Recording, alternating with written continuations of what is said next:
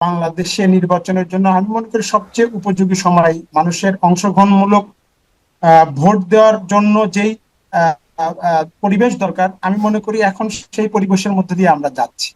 তো টাইম ফ্রেমের মধ্যে যদি আপনি আনতেই পারেন, সেটা কেন একটা নির্দিষ্ট ডেটের মধ্যে আসতেছে না? আমরা তো বলতেছি ডিসেম্বরের মধ্যে নির্বাচন দিতে হবে, এটা আমাদের চাও, আমরা চাইতেই পারি। বাংলাদেশের বর্তমান বিদ্যমান এই অবস্থায় বাংলাদেশের কোন জনগণ কি নির্বাচন চায়? আমার মনে হয় কোন জনগণ নির্বাচন চায় না। বিচার একটি দীর্ঘমেয়াদী প্রক্রিয়া। এতগুলো বিচার আপনি যে কথাগুলো বলছেন, বিগত সরকারের যাদের বিরুদ্ধে অভিযোগ আছে এবং অন্যান্য যে বিচার তো একটি চলমান প্রক্রিয়া, সেটি চলবে। সংস্কার একটি চলমান প্রক্রিয়া, কিন্তু সেই জন্য নির্বাচন কি থেমে থাকবে? এই প্রশ্ন তো বারবারই উঠছে। প্রধান উপদেষ্টার সাথে বিএনপি বৈঠক করলে এবং মির্জা ফখরুল ইসলাম আলমগীর বলছেন যে বিএনপি একেবারে সন্তুষ্ট নয়, কারণ কোনো নির্দিষ্ট রোড ম্যাপ আসলে সরকারের পক্ষ থেকে এখনো দেয়া হয়নি। এবং মির্জা ফখরুল ইসলাম আলমগীর যেটি বলছেন যে ডিসেম্বরের মধ্যে নির্বাচন না হলে রাজনৈতিক, অর্থনৈতিক, সামাজিক পরিস্থিতি খারাপের দিকে যেতে পারে, এমনটা তিনি বলছেন। এবং রোড ম্যাপ চাচ্ছে বিএনপি। এই যে নির্বাচনী রোড ম্যাপের জন্য যদি বলি, অনেকগুলো সংস্কার কমিশন করলো সরকার, অন্তর্বর্তী সরকার, এবং এছাড়াও আরো নানা রকমের কার্যক্রম করছে। নির্বাচনী রোডম্যাপের যে বিষয়টি কিন্তু অনেকদিন ধরেই আলোচনা হচ্ছে। এর জন্য কি অন্তর্বর্তীকালীন সরকার একটি আলাদা করে কোনো ব্যবস্থা নিতে পারতো না, অথবা এখনো কি নেওয়া যায় না? আপনি কিভাবে দেখেন বিষয়টি? ধন্যবাদ আশরাফ ভাই আপনাকে, আমাকে আলোচনার সুযোগ দেওয়ার জন্য। পাশাপাশি আমি স্বাগতম জানাই আমাদের তরুণ দল জাতীয় নাগরিক পার্টির কেন্দ্রীয় সদস্য রফিকুল ইসলাম কনক ভাইকে। সবাইকে আমার পক্ষ থেকে আসসালামু আলাইকুম। আমার দল বাংলাদেশ জাতীয় যুব দলের পক্ষ থেকে আসসালামু আলাইকুম। আজকে বিএনপি আপনার প্রধানমন্ত্রীর সাথে সাক্ষাৎ করেছে, যেটা আজকে টক অফ দ্য কান্ট্রি, যে বিএনপি মোটের সন্তুষ্ট নয়।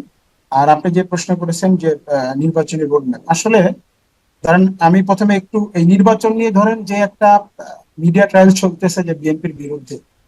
আমরা তো আসলে অ্যাজ এ ডেমোক্রেটিক পার্টি আমাদের কাজটা কি? জনগণের ম্যান্ডেট। বাংলাদেশে জনগণের ম্যান্ডেটের একমাত্র পন্থাই তো প্রত্যক্ষ নির্বাচন। যা আমি যে এই 15 বছর এই দানবসম সরকারের বিরুদ্ধে জনগণের পক্ষ হয়ে লড়ে গেলাম, পাশাপাশি দেশ সংস্কারের জন্য বিভিন্ন সময় বিভিন্ন দফা বিভিন্ন প্রস্তাবনা আনলাম, পাশাপাশি নির্বাচনের জন্য আমরা দল পুনর্গঠনের জন্য কাজ করে গেলাম।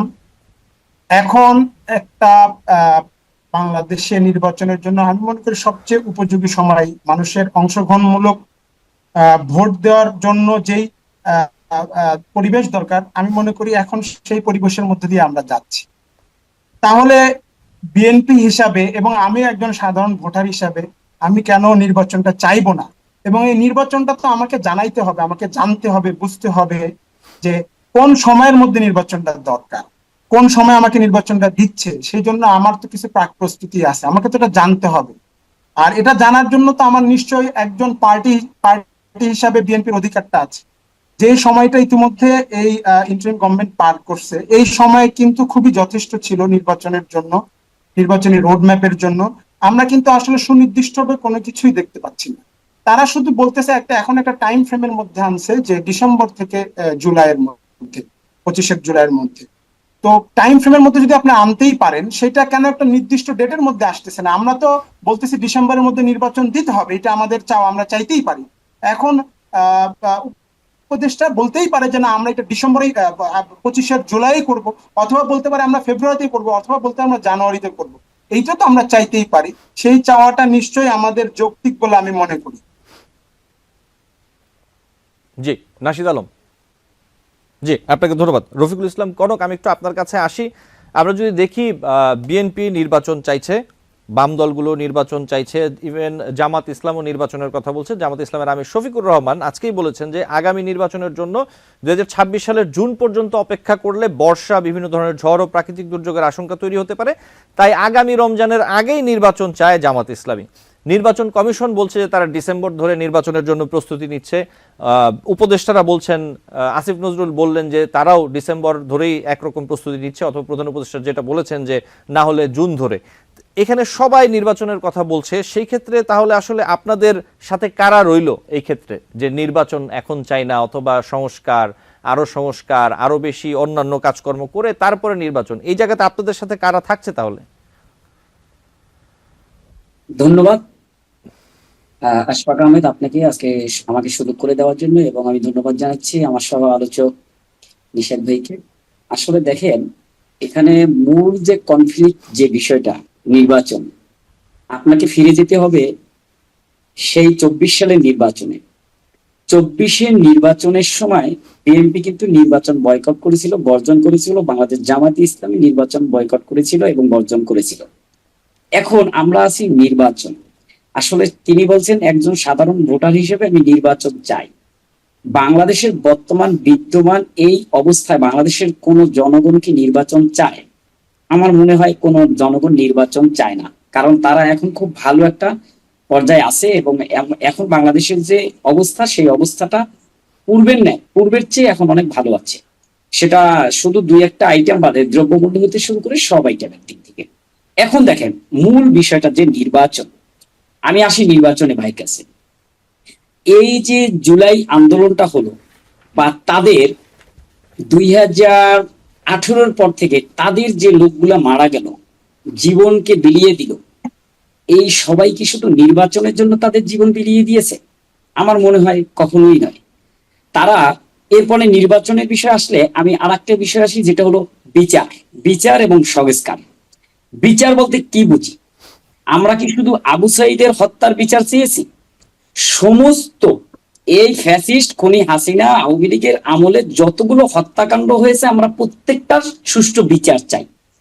এখানে তাদের যে একজন সিনিয়র নেতা, তাদের জ্যেষ্ঠ নেতা ইলিয়াস আলীর হত্যাকাণ্ডের কি বিচার তারা চেয়েছে? অথবা বিএনপির যে এতগুলো কর্মী, তাদের এতগুলো নেতা কর্মী যে তাদের জীবন বিলিয়ে দিয়েছে, তাদের বিচার কি তারা চেয়েছে? একটা বিচার, এই বিচার কার্যটা হতে কতদিন সময় লাগে, এই সময়টা কি তারা সরকারকে দিয়েছে? আমার মনে হয় তারা এই রফিকুল ইসলাম সময় কনক, বিচার একটি দীর্ঘমেয়াদী প্রক্রিয়া।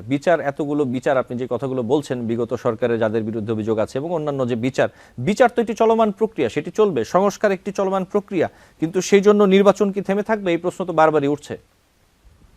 দেখুন, আপনাকে আমি একটা বিষয় বলি, নির্বাচন আমরাও চাই, কিন্তু সেই নির্বাচনটা আগে বিচার সংস্কার, তারপরে নির্বাচন।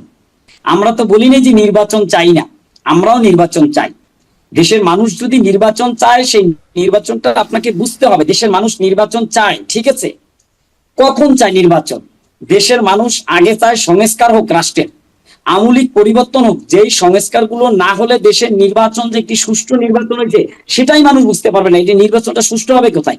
বর্তমানে তো আমরা দেখতে পাচ্ছি বিএনপি বিভিন্ন জায়গায় তারা চাঁদাবাজি করতেছে, এনসিপির বিভিন্ন নেতাকর্মীদের উপরে তারা ইতিমধ্যে বিশৃঙ্খলা তৈরি করতেছে। কোনো জায়গা থেকে তাদের প্রোগ্রামে সাউন্ডবক্স চুরি করে নিয়ে যাচ্ছে, ছিনতাই করে নিয়ে যাচ্ছে। বিভিন্ন জায়গায় এনসিপির নেতা সংগঠকদের বা নেতাকর্মীদের উপরে তারা হামলা করতেছে, এবং বিভিন্ন জায়গায় তাদের আধিপত্য বিস্তার করতেছে। তাহলে বিএনপি যে কোন নির্বাচন করবে, আর তারা কোন নির্বাচনের পরে তারা কনক, আমি একটু যোগ করি আপনার সাথে। আপনি যে কথাটি বলছেন আমি একটু যোগ করি। নাহিদ ইসলাম তিনি বলেছেন যে প্রশাসন অনেক জায়গায় বিএনপির পক্ষে কাজ করছে, এ ধরনের প্রশাসনের অধীনে নির্বাচন করা সম্ভব নয়। আমরা দেখছি প্রশাসন বিএনপির পক্ষ অবলম্বন করছে অনেক জায়গায়, মাঠ পর্যায়ে যেসব জায়গায় চাঁদাবাজি চলছে, আপনি যেগুলো বলছেন আমি সেই কথাগুলো বলছি, নাহিদ ইসলাম একই কথা বলেছেন, সেই জায়গায় প্রশাসন আসলে নীরব ভূমিকা পালন করছে। এখন এখানে একটি প্রশ্ন আছে, নাহিদ ইসলাম কিছুদিন আগে উপদেষ্টা ছিলেন, তিনি নিজেই এই সরকারের অংশ ছিলেন, এবং যদি দেখি যে আসিফ মাহমুদ, সজীব ভুঁইয়া, মাহফুজ আলম এখন উপদেষ্টা, তারা উপদেষ্টা থাকার পরে, সরকারের অংশ থাকার পরে, সরকারের সাথে আপনাদের একটি সুসম্পর্ক থাকার পরে, তারপরেও প্রশাসন বিভিন্ন জায়গায় বিএনপির হয়ে কিভাবে কাজ করছে, বিষয়টা যদি একটু বলতেন রফিকুল ইসলাম কনক। আমি আপনাকে এখানে একটু ক্লিয়ার করি। ছাত্র জনতার অভ্যুত্থানের পরে ছাত্রদের মধ্যে থেকে 3 জনকে তারা উপদেষ্টা হিসেবে নিয়েছে। এর মানে এই নয় যে তাদের সাথে এনসিপির সাথে সরকারি দল হয়ে গেল বা এনসিপির সাথে তাদের সাথে যুক্ত। তারা ছাত্রদের প্রতিনিধিত্ব করতেছে, ঠিক আছে, কিন্তু তার মানে এটা না। এখন বড় কথা হলো, আপনি দেখতে পারবেন প্রশাসন কি কোনো জায়গায় দেখেছেন যে এনসিপির কে সহায়তা করেছে? প্রশাসন বিএনপি কে সহায়তা করতেছে, এটা প্রমাণিত। পরশুদিনের রূপনগরের ঘটনা একটু দেখেন, উল্লেখযোগ্যভাবে বিভিন্ন জায়গায়, কক্সবাজারে দেখেন, জালকাঠির কাঠালিয়ায় দেখেন, আপনি এরকমের উল্লেখ করে দেখালে গাজীপুর হতে শুরু করে বাংলাদেশের বিভিন্ন জায়গায় এনসিপির নেতাকর্মীদের উপরে বিএনপির যে ইতিমধ্যে তাদের যে অভ্যাস, পুরানো অভ্যাস, সেটা আবার তারা বহিঃপ্রকাশ করতেছে। এটা হলো মূল লক্ষ্য। আর নির্বাচনের বিষয়ে আমি একটা কথা বললাম, মির্জা ফখরুল ইসলাম তাদের ডেডলাইন দিতে হবে। এখন দেখেন, আপনাকে নির্বাচন বিষয়ে একটা এখানে কথা তুলে ধরি। নির্বাচন কখনো আপনাকে যদি আশফাক আহমেদ আমি জিজ্ঞেস করি, বা এই রিশাদ ভাইকে যদি জিজ্ঞেস করি, বা মির্জা ফখরুল ইসলামকে আমি যদি জিজ্ঞেস করি, তিনি যদি প্রধান উপদেষ্টার ওই দায়িত্বে থাকতেন, তিনি কি নির্দিষ্ট একটি ডেট দিতে পারতেন? আর তিনি যদি একটি নির্দিষ্ট ডেট দিয়ে দিতেন, তাহলে অন্য অন্য দলগুলো কি মনে করতো? তাদের কাছে কি সেই একই জিনিস মনে হতো? সকল দল যে নির্বাচন চাই, কেউ তো বলে নাই যে আমরা ডিসেম্বরে নির্বাচন চাই। তাহলে বিএনপি ডিসেম্বরে নির্বাচন চাইতে কেন হবে?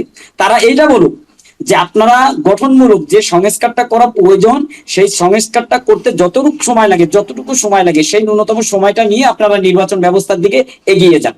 তাহলে আমরা বুঝতে পারতাম যে বর্তমান ইন্টেরিয়র গভর্নমেন্টকে বিএনপি সহযোগিতা করতেছে, তাদের রাজনৈতিকভাবে তারা সহযোগিতা করতেছে যে ইন্টেরিয়র গভর্নমেন্টকে যে আপনারা একটা ভালো দিকে আগান। কিন্তু আমরা দেখতে পাচ্ছি বর্তমান এই ইন্টেরিয়র গভর্নমেন্টকে, এদেরকে মানে প্রতিনিয়ত প্রেশার ক্রিয়েট এবং বিভিন্ন জায়গায় প্রতিবন্ধকতা সৃষ্টি করতেছে। তারা একটি বৃহৎ রাজনৈতিক দল, দীর্ঘদিনের রাজনীতি করে আসতেছে। আমরা জানি দীর্ঘদিনে কিভাবে রাজনীতি করেছে, আমরা সেটা জানি। আমি আসবো আবার আপনার কাছে। সবাই ঐক্যমত পোষণ করি, আমরা কোনো আসলে ভিন্নতা চাই না। কিন্তু আমরা দেখতে পাচ্ছি বিএনপি ভিন্নতাই চাচ্ছে। তারা সেই ফ্যাসিস্ট সরকার খুনি হাসিনার আমলে যেভাবে এই স্বৈরাচারী মতবাদ যেভাবে অ্যাপ্লাই করেছে, মানবীয় মানুষের উপরে প্রয়োগ করেছে, তদ্রুপ আজকে তারা দেখতে পাচ্ছি তারা 16 বছরে যে ফ্যাসিজম তারা যে তৈরি করেছিল, এই দীর্ঘ 7 মাসে তাদের মধ্যে দেখতেছি তার চেয়েও বেশি ফ্যাসিজম তৈরি হয়ে যাচ্ছে। তাদের মধ্যে সেই ফ্যাসিস্ট সিস্টেমটা তৈরি হয়ে যাচ্ছে। আমি তা ওই ভাইকে বলতে চাই, সমস্ত বিএনপি কর্মকর্তা বলতে চাই, তারা 5ই আগস্টের পরে যখন অভ্যুত্থান হওয়ার পরে তাদের জ্যেষ্ঠ নেতাকর্মীরা জেল থেকে ছাড়া পাওয়ার পরে এই ছাত্রদেরকে বাহাবা দিয়েছে, ছাত্রদের জন্য মুক্তি পেয়েছে, বিভিন্ন প্রেস মিডিয়া, ইলেকট্রিক মিডিয়ায়, প্রিন্ট মিডিয়ার মাধ্যমে তারা প্রকাশ করেছে। আজকে তাদেরই মুখ থেকে আবার আমরা শুনতেছি কি অন্য কথা। নিউ ইয়র্ক থেকে সম্প্রচারিত TVN 24 টেলিভিশন বিশ্বজুড়ে বাঙালির কণ্ঠস্বর।